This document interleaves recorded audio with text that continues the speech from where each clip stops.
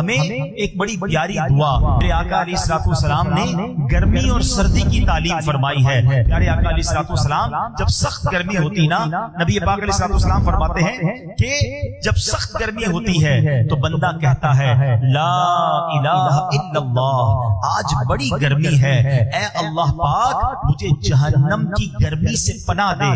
بندہ جب اللہ سے دعا کرتا ہے اللہ پاک دوزخ سے فرماتا ہے میرا بندہ مجھ سے تیری گرمی کی پناہ مانگ رہا ہے، میں تجھے گواہ بناتا ہوں کہ میں نے اسے تیری گرمی سے پناہ دی۔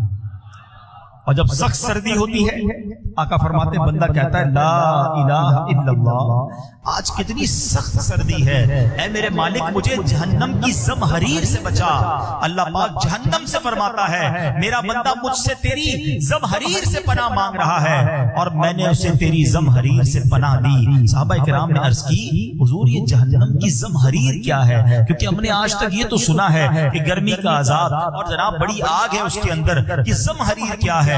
نبی پاک فرماتے ہیں یہ ایک گھڑا ہے جس میں کافر کو پھینکا جائے گا تو سخت سردی سے اس کا جسم ٹکڑے ٹکڑے ہو جائے گا۔ یعنی جہنم میں صرف آگ کا عذاب نہیں ہے، جہنم میں سردی کا